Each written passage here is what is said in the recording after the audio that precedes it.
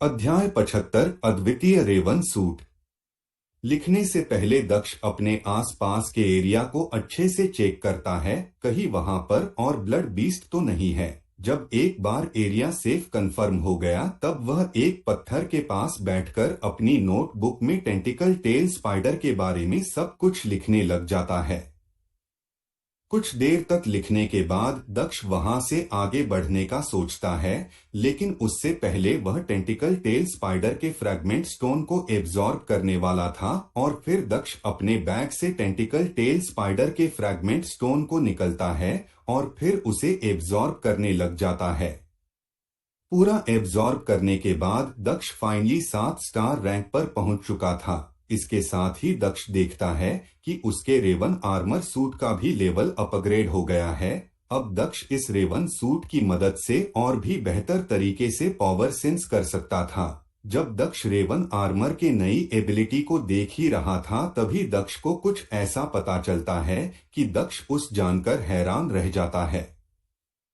Raven armour suit की sensing ability enhance होने के बाद दक्ष को पता चलता है कि रेवन आर्मर सूट की 1 स्टार फॉर्म और 2 स्टार फॉर्म ही बल्कि 2 और स्टार फॉर्म भी है, जिसको दक्ष ने पहले से अनलॉक कर लिया था। यानी कि दक्ष अब तक 2 स्टार फॉर्म में अपग्रेड होता था, वह असल में 2 स्टार फॉर्म नहीं बल्कि 3 स्टार फॉर्म थी।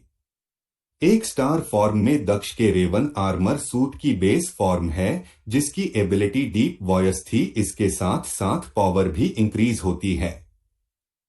2 स्टार फॉर्म में दक्ष के रेवन आर्मर सूट की एबिलिटी नाइट विजन के साथ साथ डीप वॉइस में इंप्रूवमेंट एबिलिटी थी। 3 स्टार फॉर्म में दक्ष के रेवन आर्मर सूट की एबिलिटी डेथ वॉइस के साथ साथ 2 स्टार फॉर्म की एबिलिटी में इंप्रूवमेंट होता है। 4 स्टार फॉर्म में सूट की एबिलिटी पावर सेंसिंग एबिलिटी में काफी ज्यादा इंप्रूवमेंट होता है। यदि यह रेवन आर्मर सूट केवल 4 स्टार फॉर्म तक ही अपग्रेड हुआ है, तो फिर इसका डिफेंस एक 6 स्टार रैंक के ब्लड बीस्ट के अटैक को कैसे सहन कर सकता है? दक्ष कंफ्यूज होता हुआ सोचता है। दक्ष को लगा था कि वह सूट भी 9 स्टार तक अपग्रेड होता है, इसलिए दक्ष के मन में इस तरह का ख्याल आया था। यदि यह अभी 4 स्टार फॉर्म तक अपग्रेड हो सकता है, तो फिर मुझे ऐसा क्या करना चाहिए ताकि मैं इस 6 स्टार फॉर्म तक अपग्रेड कर सकूं? मैंने पहली बात किसी अपग्रेडेबल आर्मर सूट को देखा है। दक्ष एक बार से सोचने लग जाता है, लेकिन अभी भी उसे कुछ भी समझ नहीं आ रहा था। अभी दक्ष सोच ही रहा था कि तभी दक्ष के मन में एक बड़ा ही अजीब आइडिया आता है। यह सूट अभी 4 स्टार फॉर्म पर पहुंचा है।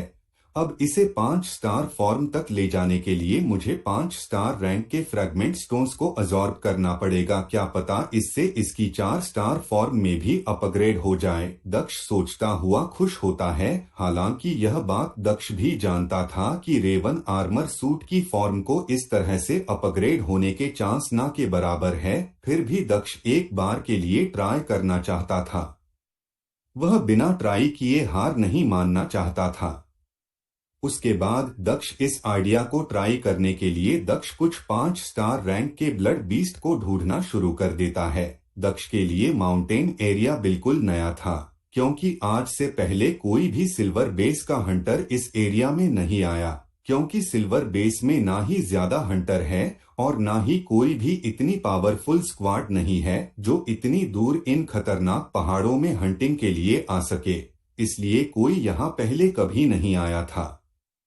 दक्ष जानता था कि यहाँ पर बहुत से नई ब्लड बीस्ट मिलेंगे जिनके बारे में पहले किसी ने भी नहीं सुना होगा, इसलिए दक्ष को कई सारे ब्लड बीस्ट की डिस्कवरी का टाइटल भी मिल जाएगा और साथ ही साथ उसकी पावर में बढ़ोतरी भी हो जाएगी। कुछ दूर जाते ही दक्ष को एक और बड़ा सा पहाड़ दिखाई देता है, जिसे देखकर दक्ष काफी अपसेट हो जाता है।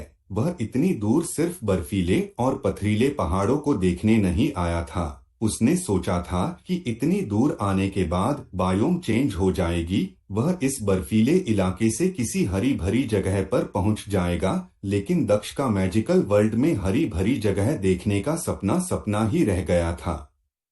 अभी दक्ष उस बड़े से पथरीले पहाड़ के पास पहुंचा ही था कि तभी दक्ष को दो छोटे छोटे ब्लड बीस्ट दिखाई देते हैं, जो दोनों के दोनों 6 स्टार रैंक के ही थे।